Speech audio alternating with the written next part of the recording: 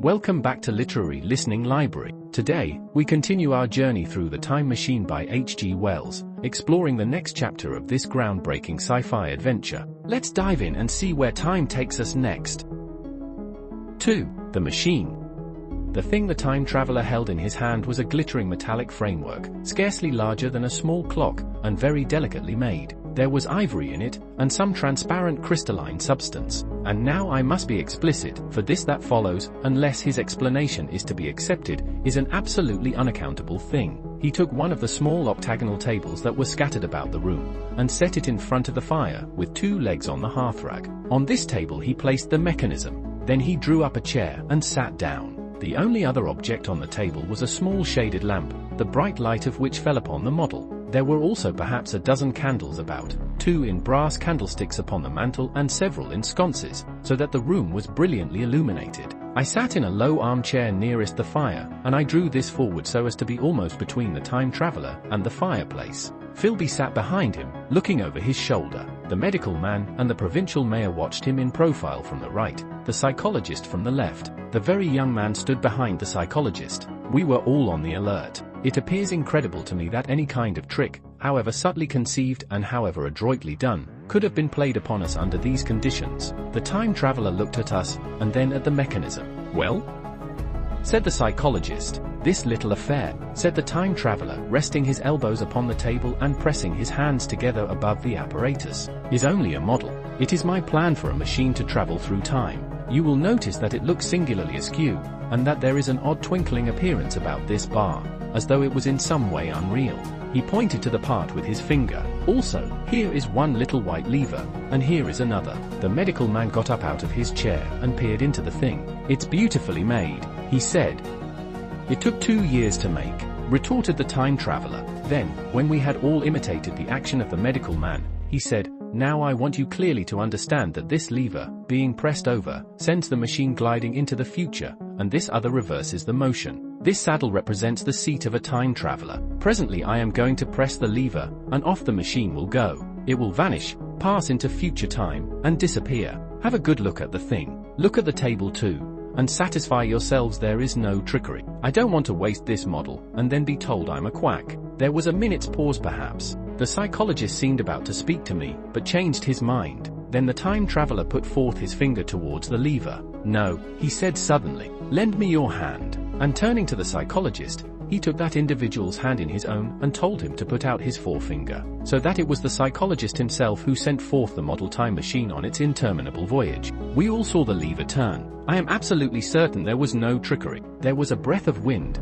and the lamp flame jumped. One of the candles on the mantel was blown out, and the little machine suddenly swung round, became indistinct, was seen as a ghost for a second perhaps, as an eddy of faintly glittering brass and ivory, and it was gone, vanished. Save for the lamp the table was bare. Everyone was silent for a minute. Then Philby said he was damned. The psychologist recovered from his stupor, and suddenly looked under the table. At that the time traveler laughed cheerfully. "Well?" he said, with a reminiscence of the psychologist. Then, getting up, he went to the tobacco jar on the mantel, and with his back to us began to fill his pipe. We stared at each other. "Look here," said the medical man. "Are you in earnest about this?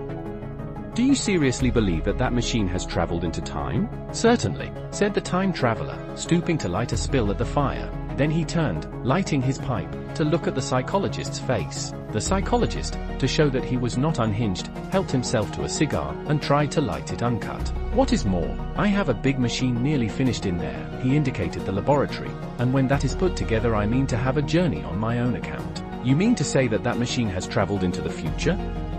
said Philby. "Into the future or the past, I don't, for certain, know which." After an interval the psychologist had an inspiration. "It must have gone into the past if it has gone anywhere," he said. "Why?"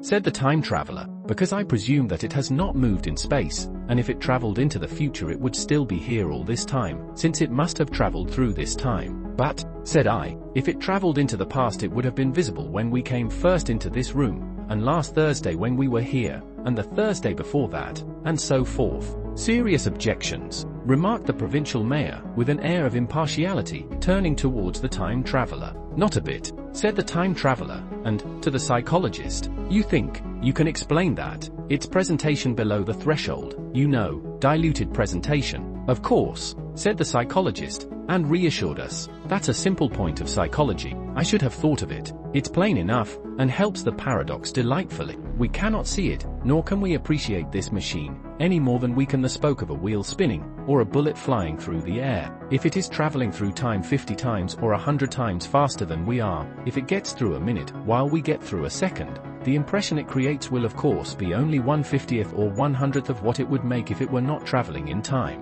That's plain enough. He passed his hand through the space in which the machine had been. You see? He said, laughing. We sat and stared at the vacant table for a minute or so. Then the time traveler asked us what we thought of it all. It sounds plausible enough tonight, said the medical man. But wait until tomorrow. Wait for the common sense of the morning. Would you like to see the time machine itself?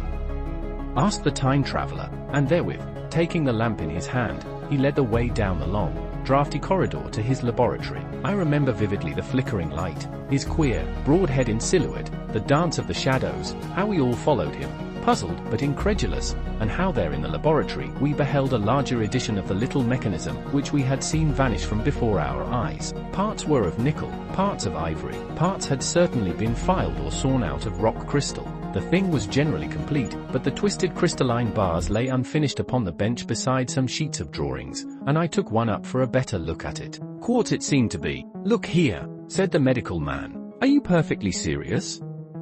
Or is this a trick like that ghost you showed us last Christmas? Upon that machine, said the time traveler, holding the lamp aloft, I intend to explore time. Is that plain?